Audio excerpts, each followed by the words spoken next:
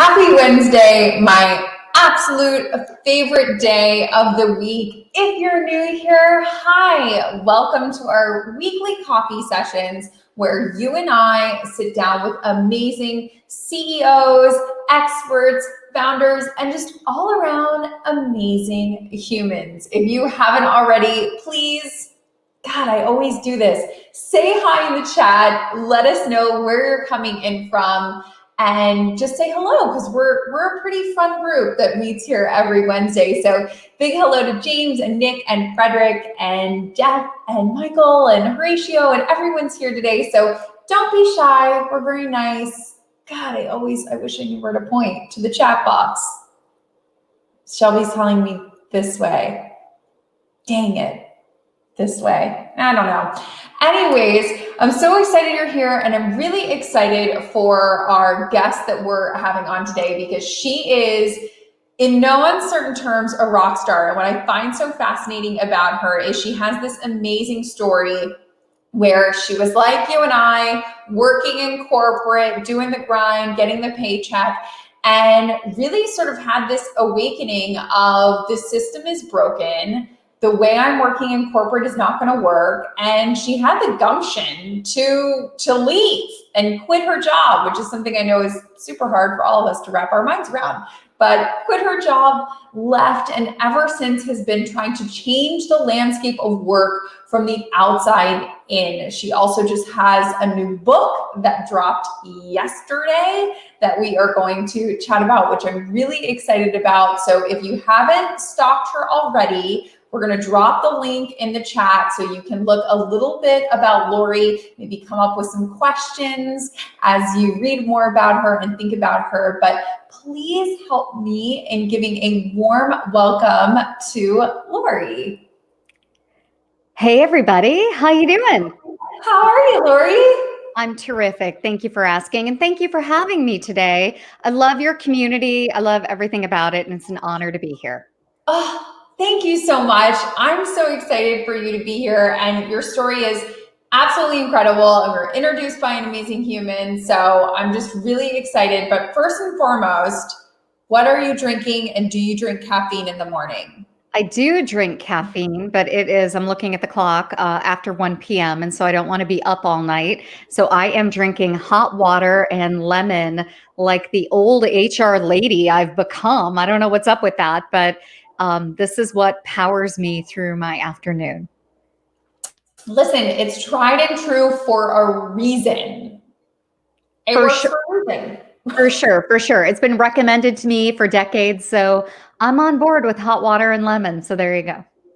Well, I'm so curious because obviously I know your story, but I told everybody a little bit before you came on, but you know, for me, kind of looking at you from the outside in, you're so many things. You're a podcast host of a super successful podcast, which we're definitely going to talk about, Punk Rock HR. Like I said, you have a new book that came out yesterday. Holy moly.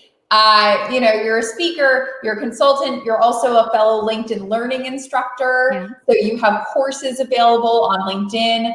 How do you describe yourself? What's a good intro for Laurie? Thank you. That's a real gracious intro. And there's nothing more boring than listening to someone talk about herself. So I appreciate the fact that you did that for me. I did the judgment for you. Yeah, so good. When I describe myself, I don't normally talk about work because I think what's more interesting about life is the things you do when you're not working. So when I say who I am and what I do, I'm a wife, I'm a member of my community, I volunteer, I foster cats and dogs, and then I do the work in my life to make my personal life and to make my professional life more interesting. So I am really on this quest for everybody to deprioritize work in their lives and really invest in their underdeveloped personal lives. So if I want to see that, I have to be it, which means that, yeah, I'm busy with work, but I also have some good stuff outside of work. I kind of think of you, and maybe this is like a wrong mindset, but I kind of think of you as like a corporate vigilante. Like you're out there doing the crusade against like the toxic work environment. Yeah. Is that like a good assessment? Yeah, that's pretty accurate. I lived and worked in corporate America for a very long time in my career, and I had a breakdown at an airport that I write about in my book where I was just like, enough is enough. I wasn't taking good care of myself. I'm trying to fix employee experiences for everybody else. Meanwhile, my own experience was just terrible. And there are things that I had been doing that I thought were just hobbies, like blogging and getting involved in this digital world. And I thought, I want to be a writer. That's really my dream. I want to convert that to a job. Why not me? If my former employer, Pfizer, can always wake up and do really great work and make sure that Pfizer has the money and the resources to make a vaccine and to really fuel the development of the world, why can't I do that? And it turns out I could do it. I just needed to reconfigure certain components of my life. And so those four components are the things that really fuel everything that I do today around self-leadership, well-being, continuous learning, like always learning, always trying to figure out different things about the world. And then finally, risk taking. Because if corporations can take risks, why can't I? It's just about being a little bit smarter. So those are the four things that I find all of my work kind of coalescing around. And little did I know that I was building a framework for a business, for a philosophy, and ultimately for a book. Well, I love this idea of self-leadership, and we're definitely going to talk about the book. By the way, the title, Betting on You, like chef's kiss. Love that. So excited about that, just as like a concept. But I think it works so perfectly because last week, if you missed last week, if you weren't here, we had an amazing guy named Antonio Neves, who also has a book called Stop Living on Autopilot. But he said something, and then I was listening to a podcast that you were on a couple weeks ago, and you said something very similar, and it was like mind melt. But he talks about how career development is not the job of HR. It is the job of you as the employee, as the worker. And then you said something in this podcast talking about self-leadership that was also very similar, that HR is not responsible for you and your development and your leadership development. And I'm curious, that was kind of like a new thing when I heard about that. I mean, when I thought about it, it makes sense. But when I first heard it, I was like, when did you come across this? Like, how did you start realizing this? And then how did you start telling other people like, hey, like HR is not necessarily looking out for you, Ralph? Yeah. Yeah, good insights. Well, when HR first started back in the day, and we're talking even 100 years ago, they were an institution meant to really help organizations be more profitable, use fewer people, so making sure that labor wasn't too expensive, and to make sure that the labor they did have didn't sue them. And that was the function of HR probably through 2000. And we didn't lie about it. We're like, HR is a compliance function. And then right around 2000, 2001, when technology started to crop up, we started to tell people HR is there for you. We want you to enjoy work. We want you to follow your passion. And sure, all of that can be true, but the actual mandate of HR has never changed. We just got really good at lying to employees. So we had conversations around culture and attitude, and we put in ping pong tables, and we let people bring their dogs to work and drink beer. But still, at the end of the day, when HR goes to bed at night, we are successful or not, whether or not someone has sued us. Like maybe if someone dies, that's also bad, maybe if someone trips and falls and breaks an arm, we're not happy about that, but we are trying to mitigate lawsuits. So once I started to see that, there was a lot of cognitive dissonance in my own career. Like, where was the person who was going to help me become a better HR leader? Where was my big sister to tell me where the world, would go right and where the world would go wrong? There was nobody there for me. It was only myself. And once you start to realize that the cavalry isn't coming, you can have two reactions. You can complain or you can be your own cavalry. And so I decided to be my own cavalry. And I talk about that honestly so that people recognize that you can complain about HR, and HR may actually feel sympathetic towards you and they're trying to do a great job. But ultimately, the responsibility not only of work, but of life is yours.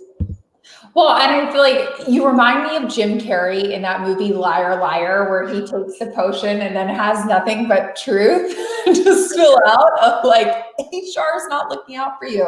Um, I love that. Like Yeah, yeah. you are Thank that you. character for me in like the best way.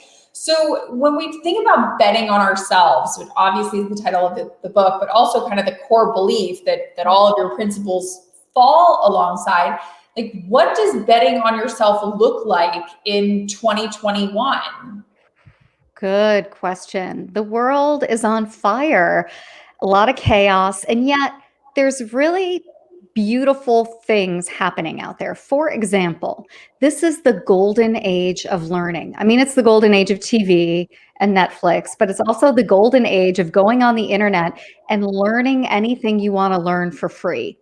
Now, it's expensive to get credentialed and it's expensive to get a formal degree, but if you're curious about something, there is no reason why you can't pursue your passion. And we all say we're burned out and we're busy. And as a woman who has suffered from burnout and is currently very busy, all of that is true.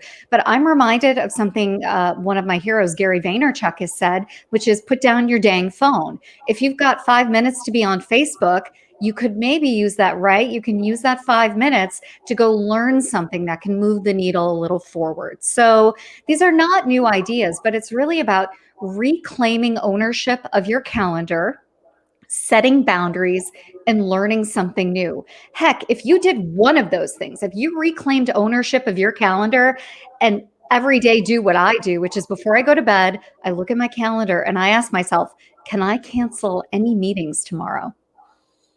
It's a healthy question to ask. And yet we think because someone is paying us, we have to say yes to every single meeting request that comes out there. You can say no.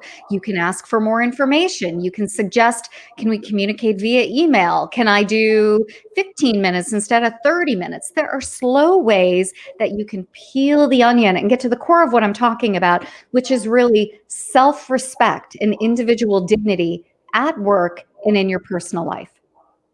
I love those tips of can I do it by email or can we shorten it from 30 to 15 minutes as a way to kind of guard your calendar? Do you have any other tips or tricks or apps or I don't know what you might use to help guard your time or guard your calendar? Like I know for me, after watching The Social Dilemma, I think on Yes. Netflix, I set time limits on all of my like various Facebook, Instagram apps. But what are you using to help kind of protect your time and space at work? Yeah, I love all of those apps and hacks because even though I like to say, well, I'm an adult, I mean, am I? I'm like everybody else. I'm spending too much time on Instagram. So I think one of the important lessons of my life is that when you elevate the personal, you improve the professional. So, how do you elevate the personal? For me, all of my personal stuff goes on my work calendar. So, whether it's a workout, whether it's going to the doctor, just shopping, if I want to block out some time, I'm not crazy about these time blocking methodologies because they're not realistic. But if you know that you need 8 hours of sleep, you can reverse engineer when you need to go to bed. And because you're an adult, you can start to make some choices, right? So for me, I have like my hard stop for my work day. And even if I don't get to bed at the time I want to get to bed, at least I know I have to stop looking at the screen at this time. I have to eat lunch or I'm nuts. I am absolutely cranky. So I have a lunch reminder on my calendar every day. Ultimately, I'm an adult. It may happen or not, but at least it's on there and people know that I work with, you got to eat lunch. Like they know, they tell me. So we're all on board with that. No shame. I also have an eat lunch reminder in my, my calendar because I'll get lost in something and all of a sudden at 2 p.m. I'll be like, I'm so hungry. And then I'll be like, wait, it's 2, I haven't eaten. So yes, I totally get that. Do you set aside then blocks for learning or do you just try to replace like the 5 minutes while you're waiting for the water to boil instead of on Facebook, you're on LinkedIn Learning or another learning platform?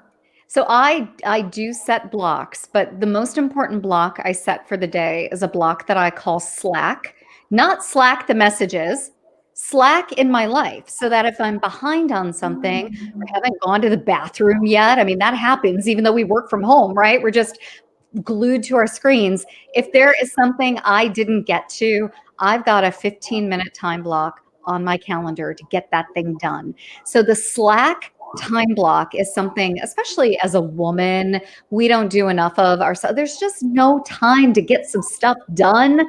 So for me, that Slack box could be an hour. And there's some days when I have time because I have to run to the grocery store. I need to do this, or I need to do whatever it is that I've deemed important in my life and I just didn't get to that day. So I start with that Slack box. I start with everything around well-being, and then I start to slot in learning. But they say if you really want to take advantage of the golden age of learning, you need about 60 minutes of learning a week. If you break that down by workday, that's like 12 minutes. So you can theoretically schedule in that time and go do it. Like, it's super important. And if you're not learning, you're not growing. And if you're not growing, you're not thriving. And what is the point? And that's not Laurie Ruettimann. That's William Burroughs. That's anybody who's worked in learning and development. If you're not growing, you become bored at work, and then you're not going to perform anyway, and you're starting to work against yourself. So it's time to get a little curious. Start with something you're curious about, like why is the sky blue? What what how can I see stars up in the sky? Just start to do things that interest you individually. Why is my cat black, but in the sunlight she's brown? That was the last thing I Googled. So, I mean, I'm curious about these things. So, learning doesn't have to be about your career. In fact, if it's not about your job, I think you're more interesting. Well, I love the idea of kind of getting ourselves in order, setting up our calendar for success, setting up our days for success. But I love this point by Jen, because for those of us who work with clients or any sort of like client services business, I won't reveal names, but I've definitely had clients who are excuse my French, like the dogs that poop on the rug. Yeah. They're not well trained. So how do we train other humans? Boy, if we could only train other human beings, wouldn't the world look a little bit differently? I think we train through a couple things. We lead by example. That's first and foremost. We teach on the run. So when we have boundaries and when we say yes or no and we explain them concisely, we don't apologize. We just say, I cannot meet with you at this time, but I have a time block available, whatever it is. I can't take your phone call right now.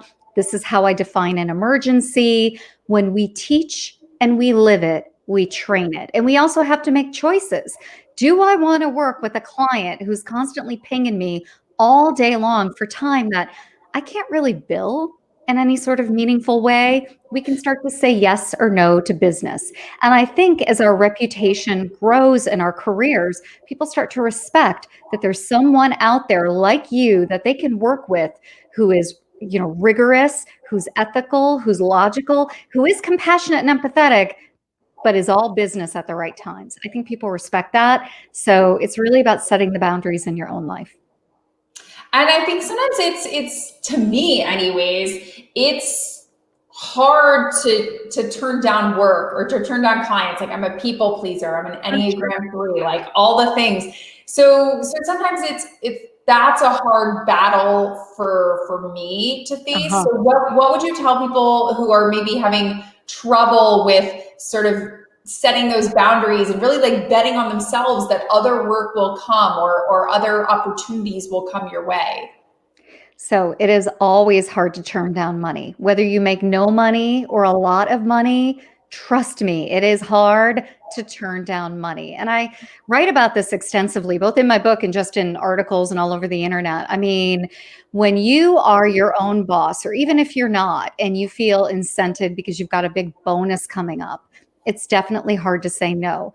But who you are and how you live your life is your responsibility, and it's how you sleep at night. So if you can find a way to get to bed and sleep soundly and deal with the chaos around you, that's great. But for someone like me, that means saying no to certain clients, which means living a different life. Living a life that I didn't have when I was in corporate America. I used to have this really cushy And I don't know why some days I turned it down and walked away. This cushy, beautiful 6-figure job with a bonus and stock options and PTO and subsidized healthcare, blah, blah, blah. They paid for the internet in my home. They paid for my mobile phone. I didn't want for anything except for my own self-esteem and my own dignity. And so now that I'm my own boss, and I pay for my own mobile phone, I'm going to use that phone the way I want to. And it's not to talk to people who are constantly driving me crazy. So this is boundary setting. This is what this is. And sometimes it's really hard. And that's adulthood. And that is also the challenge of leadership, isn't it? Leaders do hard things. Really hard things. And I feel like, it is about choices and it is about saying no. And I feel like you're kind of the master at saying no. You've said no to things that I think most people would be like, oh my God, how did she say no to that? I'm certainly saying that. And I feel like you talk about that a lot in the book, betting on you. I know you can't reveal everything in the book because we don't have hours and hours, but like, what's like the best sort of sneak peek story or like teaser story from the book that you're like, oh, this is, as you were writing it, you're kind of like, this is juicy. Like people are going to get this. Yes. I worked with a younger woman who was really lighting the world on fire, doing a great job, but she worked with bosses and leaders who were terrible. And one day she got frustrated and she was an up and coming manager, had a small team. And she said to her team, I hate this VP. He's an ass bag. And I'm like, what is an ass bag? But you don't talk like that at work, right? Especially if you're a leader, you don't say that to your direct reports. And those direct reports couldn't keep their mouths shut. And suddenly everybody was talking about the level 6 ass bag crisis. And it was like, all right, it's funny because the dude was an ass bag, but what do you do with someone who's in a system? It's clearly not working for her. She's talented, but she's frustrated. And the answer is to find her a mentor who can speak realistically about what it's like to live and to thrive in that environment. So that's what we did. Thank goodness, by the grace of all of her leadership team, they gave her a break. And I vouched for her as their HR professional. I'm like, no, I believe in her. I think she's got what it takes to be amazing. And so we got her a great mentor and they just spoke candidly. They met regularly. And within 6 months, not only was she lighting the world on fire again, she was promoted.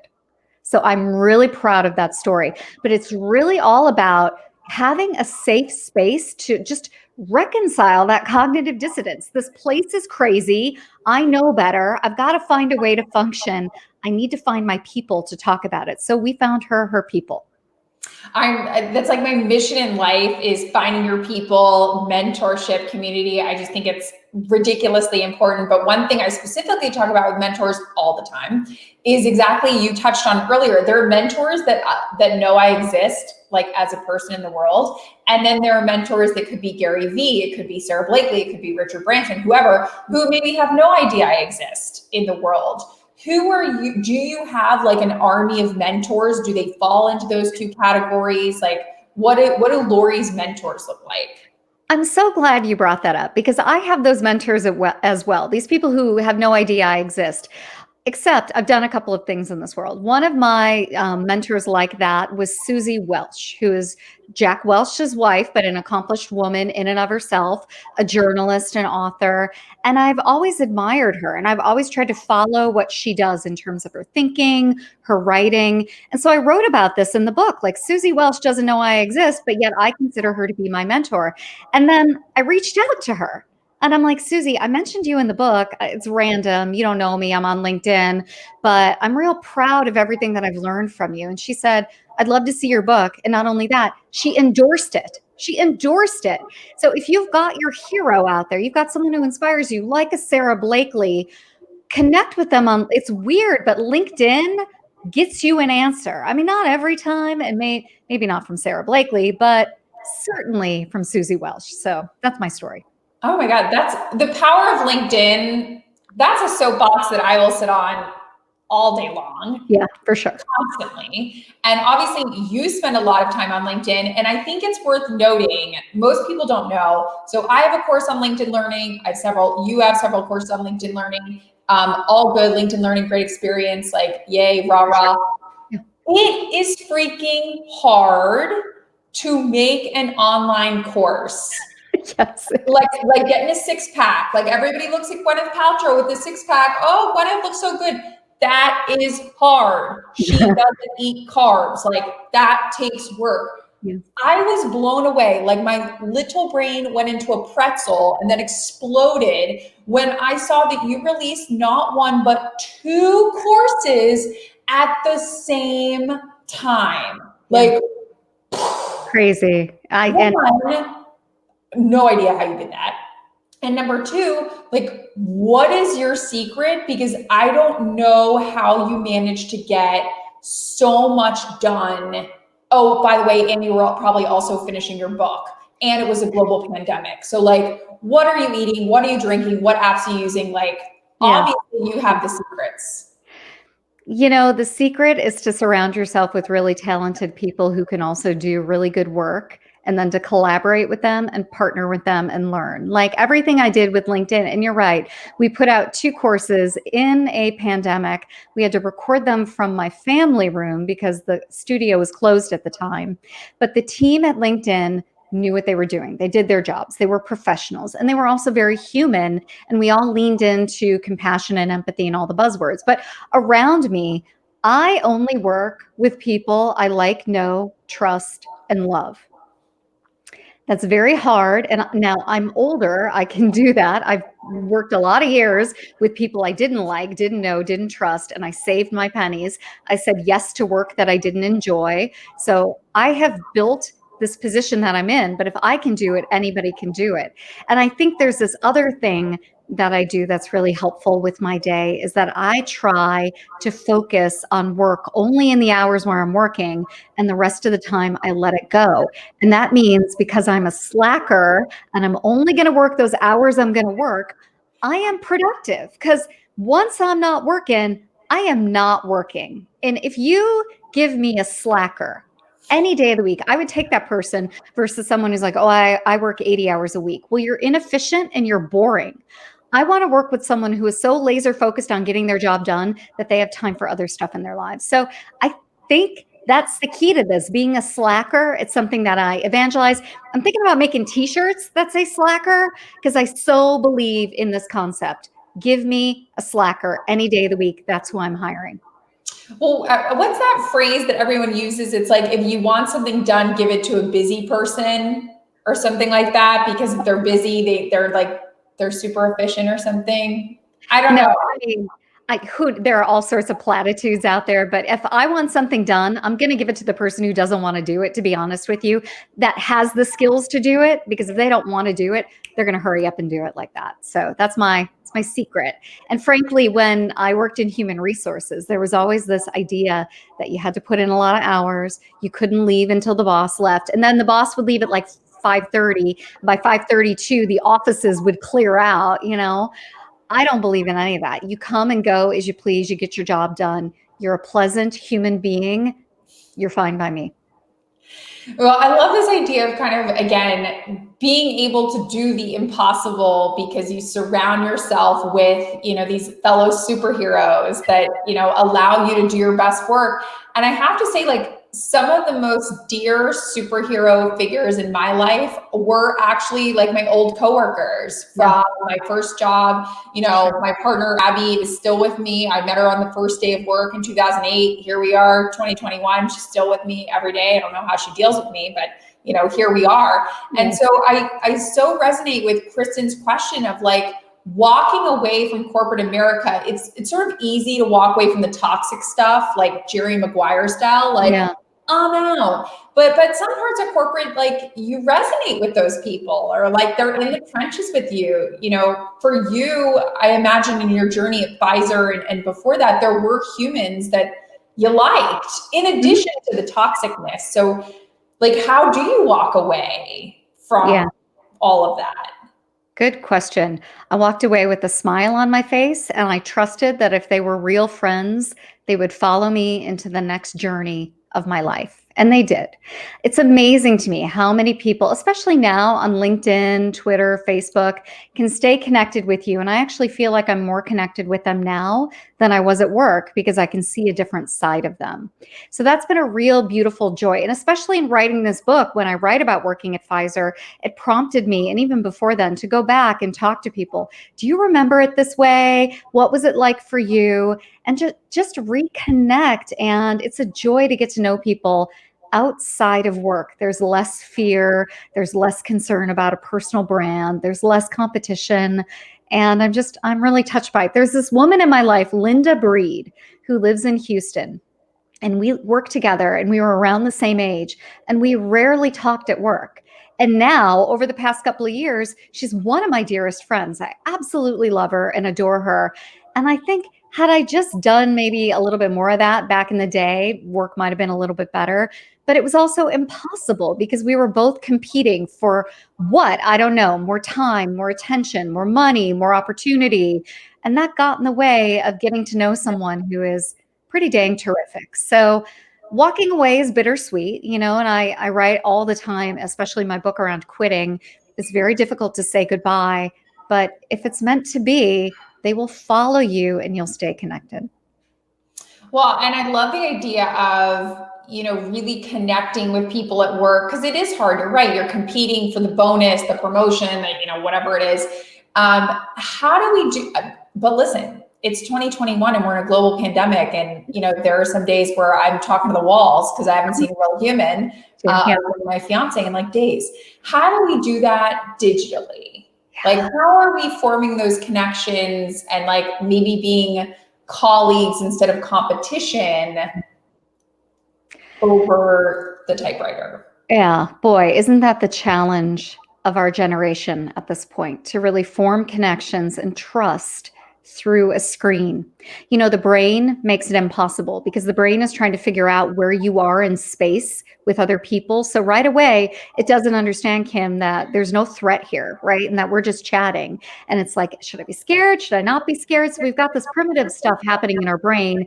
And we also are just tired. We're fatigued. It's hard to show up and be our best. And I think this idea of grace and forgiveness and compassion is actually going a long way. It's one of the things I am most optimistic about in the workforce because we're just letting some stuff slide that we should have let slide a decade ago, but we're finally doing it.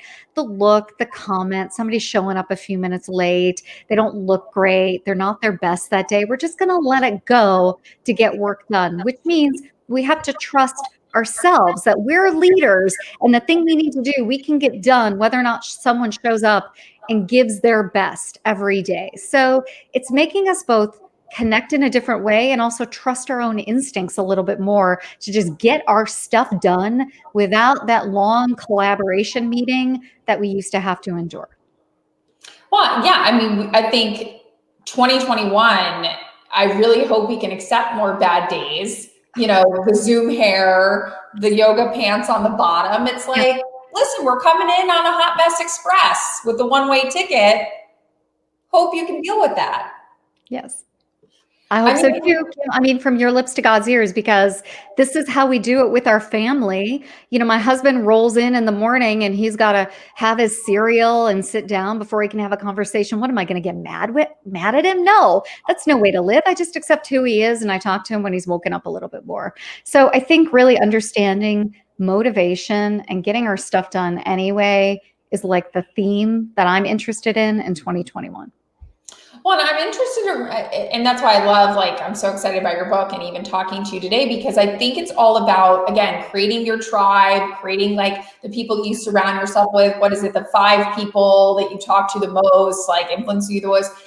And I feel like HR, that's so important because you want to create a good team where everyone's, collaborating and feeling good and doing good work. But I love this point that Tim breaks up because I've had it. One bad apple ruins the bunch, or one toxic, spreads a cancer. And then, removing a cancer, you feel like a scalpel and you're like, how are we going to fix this? Yeah. I love Tim's question of if you're not going to cut out the cancer, how do you live with that? For sure. Tim, that is a great question. And I'm so glad you asked it because they say that toxicity starts at the top. And it's very rarely one individual. And even if it is an individual, they've been given permission to be that way by failed managers and failed leaders. And you're right, we just can't go around firing people all the time. I mean, if we could, the workplace would look differently. But yeah, but also, how would people feed their families, right? So, one of the important things that I think HR could do is really lead a global conversation around how to talk to people, how to actually listen and understand when people have differences of opinions. Not only would that benefit us at work, it would have downstream effects into our society.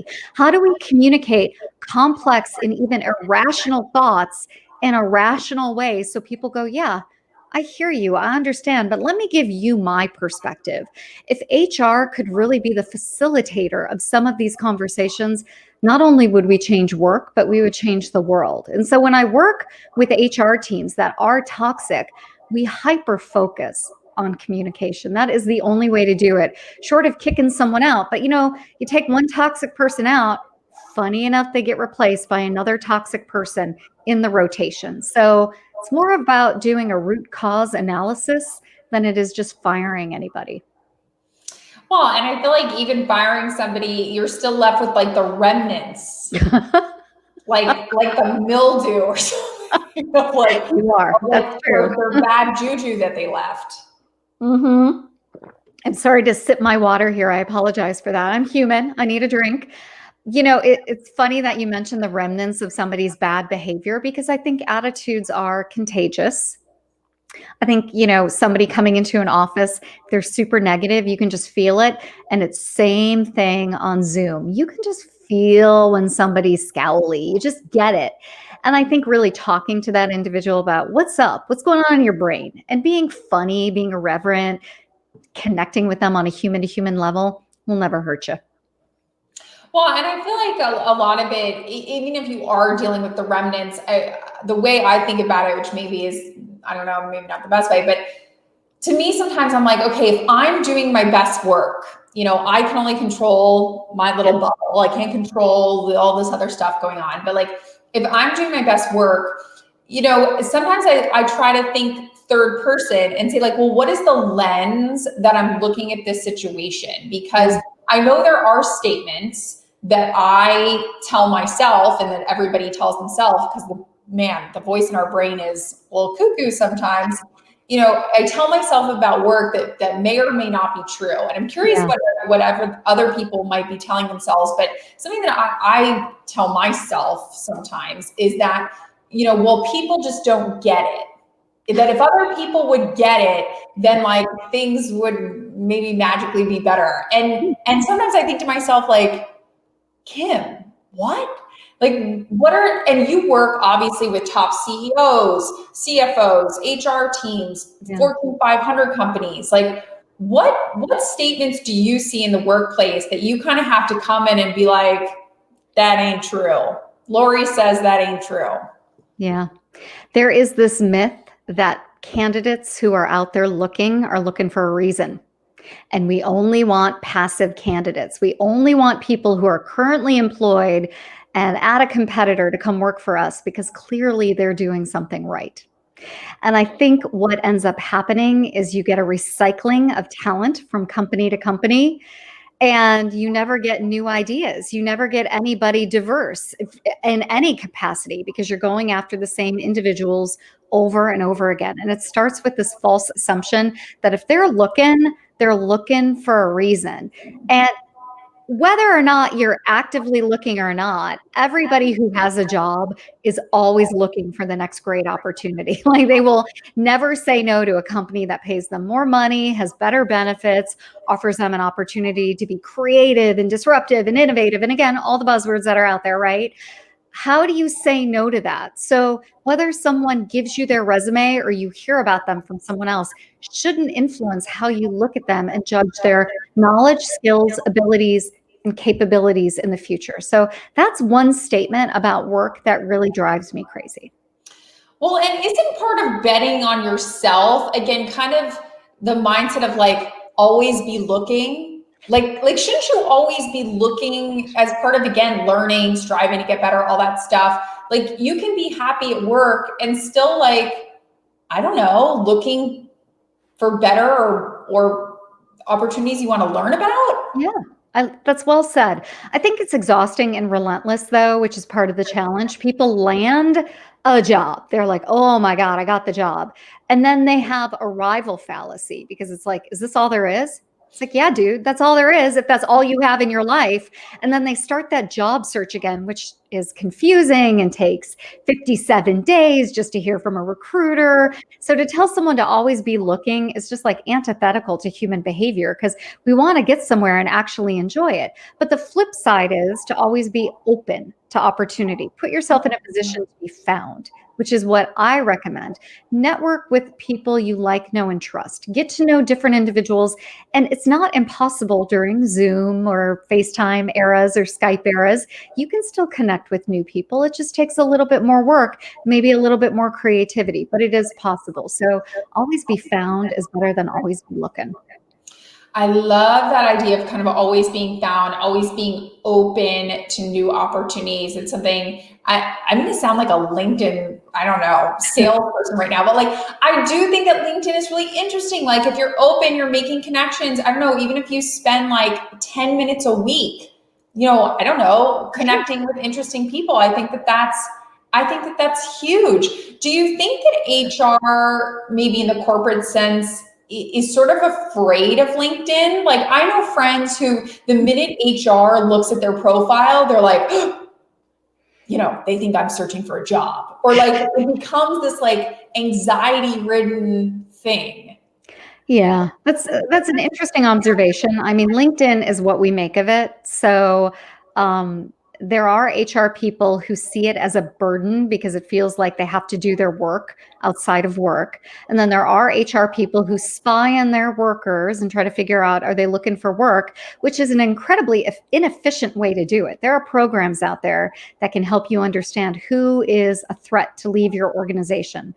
In any technology platform, those apps exist. And so we What can have are a conversation about that as well. We can predict who is about to leave based on internet searchability and what they're doing and whether or not they're taking a lot of training. I mean, there are a lot of different ways to predict if someone's going to quit. So there's that.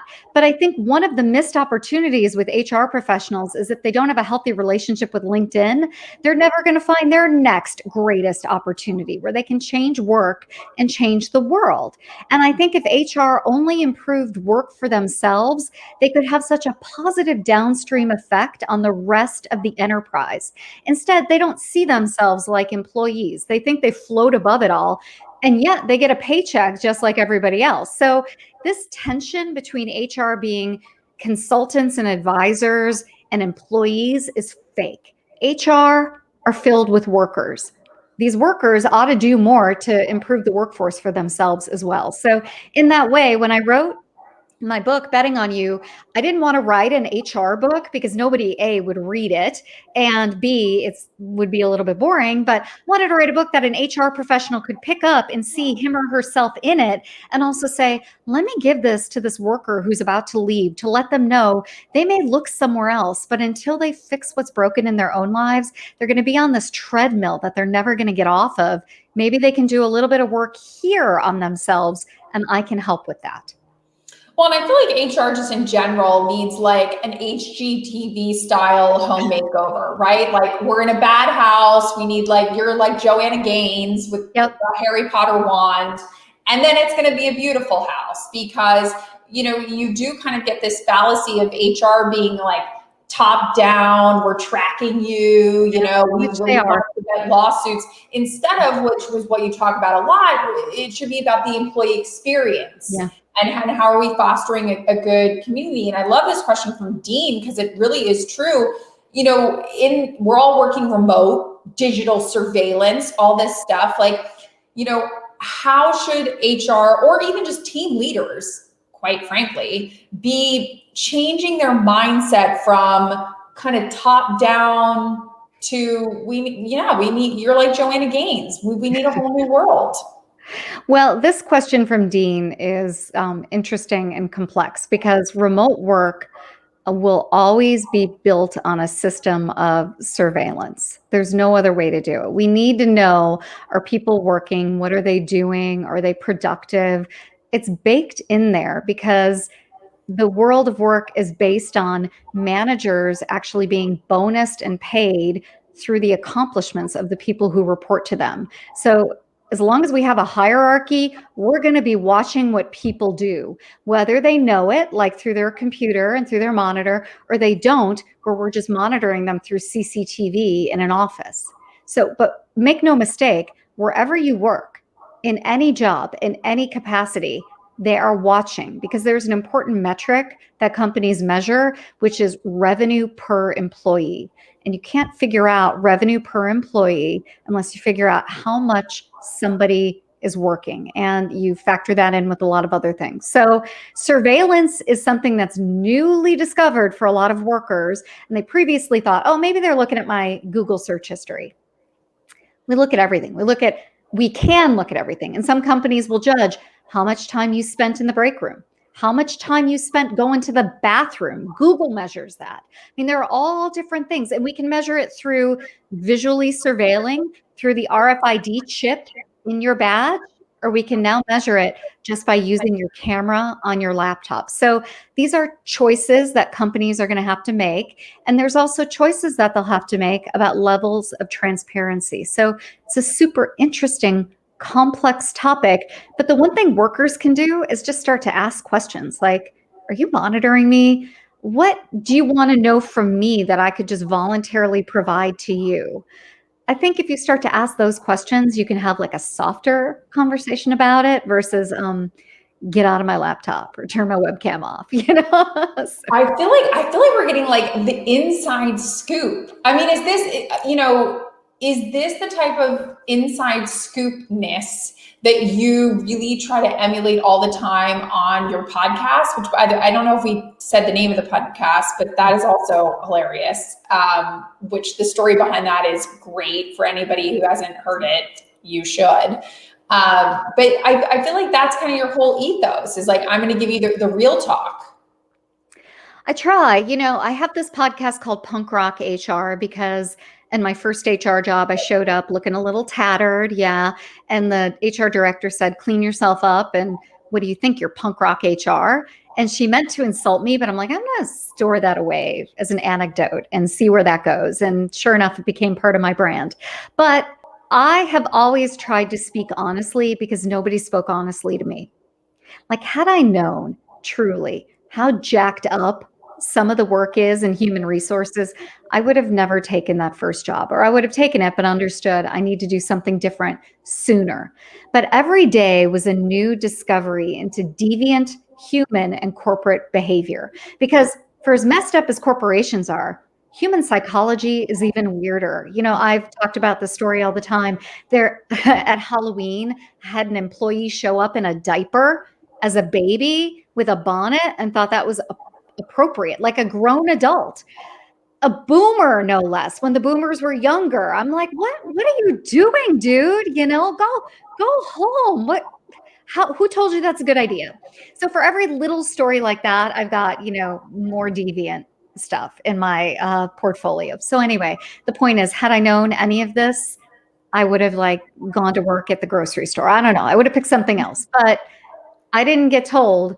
So now I'm telling people. That's the point of that. And now rent free in everybody's brain will be a boomer in a diaper for the rest of the day. So why not? I had to see it. Y'all should see it too. So I'm seeing it in my head right now. Oh yeah. I mean, I don't know if I want to be seeing it, but I'm seeing it. It was something for sure. Okay, take a sip. Yeah, sorry about that. Because I'm almost done, which means we're up to our caffeine round speed questions, which are kind of my favorite thing because this section is basically in light of you and kind of keeping it real talk. We all want to copy your homework. We see Laurie, she's a superstar, and now we're like, we'll have what she's having. So I hope you're okay with us like copying your homework. Absolutely. Please do it. I'm all for sharing. There's no new art in this world. And so everything is a copy of a copy of a copy. Everything I know, I stole from someone or bought.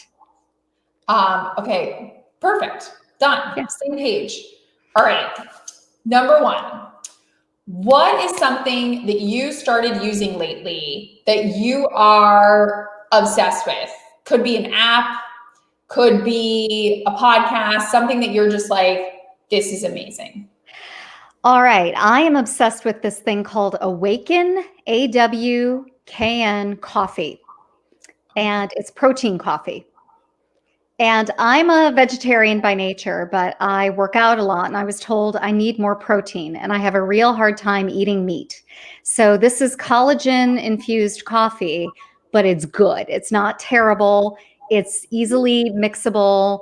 And I make a packet of that in the morning, sometimes two, and I have fuel and energy and the right amount of caffeine. I am not a paid endorser, but it gets me around this vegetarian thing, even though I still don't eat meat. It makes me feel a little bit better. So it qualifies as protein. It's healthy. It's organic. It's all the good stuff. And it's good coffee. So Awaken Coffee. Well, Jeff's here and I know he's vegetarian. So we're definitely going to be taking note of that. There you go. For sure. What's the best gift that you've given yourself? Because I know you talk about learning a lot as well. Like, what is the best learning gift that you've given yourself in the last year that you felt like really kind of changed the game for you or shifted your mindset in a really creative way? Yeah. That's a great question. I took a couple of days off earlier, well, in 2020 now, since we're in 2021, so late last year.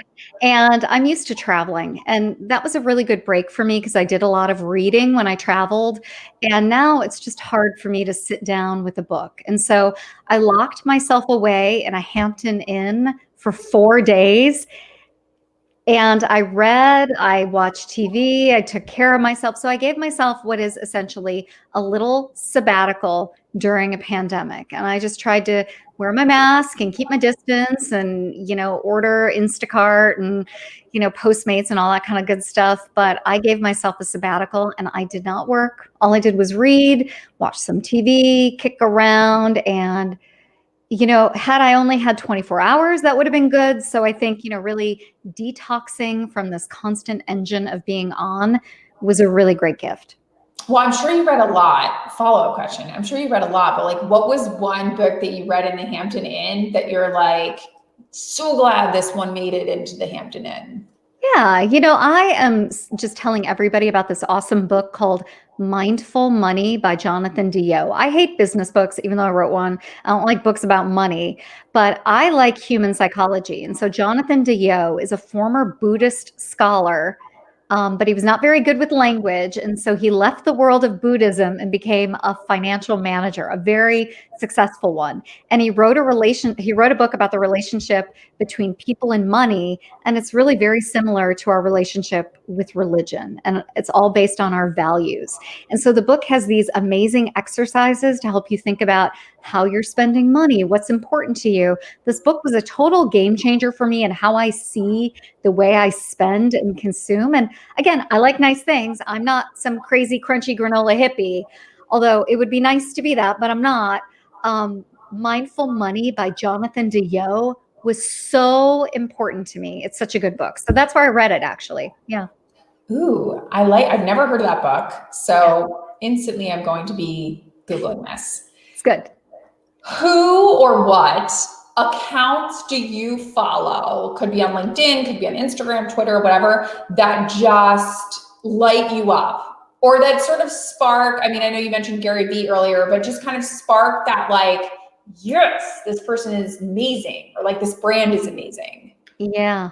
I follow someone who is actually my mentor now. His name is Jesse Itzler, Itzler, and he is the husband of Sarah Blakely from Spanx. But he is someone who's really about excellence and living your best life. So whenever I see him on Instagram, I'm like, heck yeah. I know him. I mean, he mentors me, but just in general, I don't see him every day. He really keeps me going. And then from a business perspective, one of my dearest friends is this woman, Jennifer McClure. She's a former HR leader, really focused on personal branding and living your best life. And her messages are always positive, always optimistic, but not Pollyanna-ish. She just makes me realize that I can always be a better version of myself. And she gives out tips and ideas. So Jennifer McClure is someone that I strongly recommend.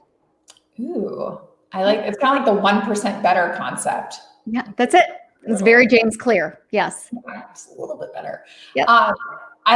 So given, the punk rock HR and kind of like doing things a different way, I feel like you're just like full of surprises. You're just kind of like a mixed bag. So like, what is something that people would be surprised to learn about you? And it could be something really weird and quirky, like I do my own taxes, or it could be something like, I don't know, I drink soda before bed.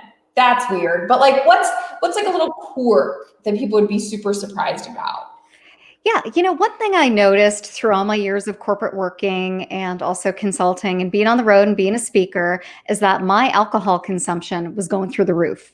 And I don't consider myself to be, alcohol dependent, although I probably am, but it's something I'm exploring and I'm working on and I'm really thinking through because I know that even 2 glasses of wine don't make me feel good. They don't make me feel right. And I don't perform well the next day.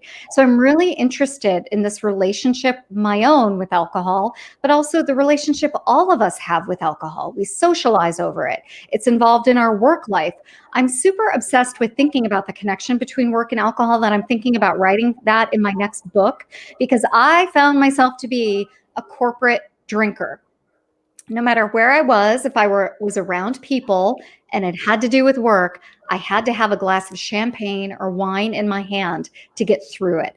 And that is not a way to live with integrity and character. If alcohol makes you feel good and it gives you a better life, great.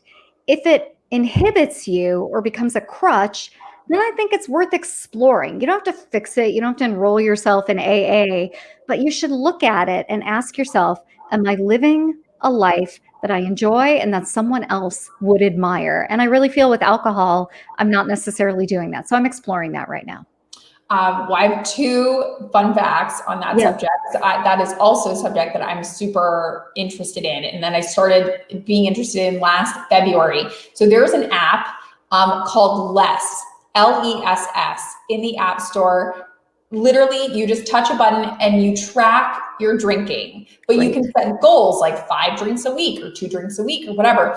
And I noticed that just even becoming conscious of the fact, because like sometimes you're not thinking about it, especially in a work setting. You're like, oh, another glass of wine, like, and then you're like, how many did I have? Like when you actually have to input it on this little calculator, it almost becomes like a game because you kind of want to make whatever your weekly goal is. Anyways, I've been using it since last February. I am obsessed. I think it's great. So that's number 1. Number 2, there's this amazing brand called Kin, Kin, and it's non-alcoholic drinks basically, but they have what's called neurotropics in there. So it gives you the same sort of buzzy effect of alcohol, but it's not actually alcohol. And it's an amazing female founder. Her name is Jen Batchelor. She's great. So anyways, I just like you were saying it and I was like, oh, these 2 things. That's really interesting. I'm going to write that down because we want to support other women and other female entrepreneurs, but more importantly, I think there needs to be more alternatives for people out there to socialize with other than like water. I don't want to drink Diet Coke. That's not something I normally drink, but when I'm out on a Tuesday night back in the day, what were my options? High C? No, I can't drink lemonade. So give me the champagne. Yeah. I hear you. Anyway, you're going to love Kin. They have like these little spritzer drinks. Delicious. I just ordered a bunch. Okay. Last thing that we need from you. We love homework. Love homework. You're in like a community full of learners. Sure. So if you had to give all of us a homework assignment of one thing that we should do this week, it could be watch a certain TV show or movie or take a walk or whatever. What is one thing that we should all do this week that you think would make our lives from a work standpoint or maybe a life standpoint, better. Besides buy your book, because I'm already going to plug that for you. Everybody should buy this book because it's freaking amazing. So I will do that plug, but then what's yours? Yeah, I'm not obnoxious. I would never do that plug. I think everybody should hearken back to the earlier piece of the conversation. Try to cancel one meeting this week. See what happens. I love that. Okay, so if anybody cancels a meeting, I hope you don't get in trouble, but please tag Laurie and I in it so we can kind of cheer you on and be like, yeah, you canceled that meeting, so that we can kind of all be accountable, because I think that's really fun. So let's say people are hooked. They're like, not only am I buying the book, but I want to keep learning from Laurie. What social media channels do you spend the most time on? Where can people find you? How can they connect with you? How can they just keep consuming more? Thank you. The best way to find me is to go to bettingonyoubook.com. There you'll like fall into the ecosystem of everything. And I am on Twitter all day, every day, yelling into the ether. I don't know who I'm yelling at, but I'm yelling and talking about things. So Twitter is my most common channel, and you could find a link from bettingonyoubook.com. Oh, I love it. Well, Laurie, thank you for being here today and spending time with us. Again, I know the book came out yesterday, so you're like flooded with PR stuff that you have to do this whole week. So thank you for taking the time. It's been so much fun. My pleasure. Thanks again for the invite. I love it. Well, happy Wednesday, everybody, and we'll see you next week.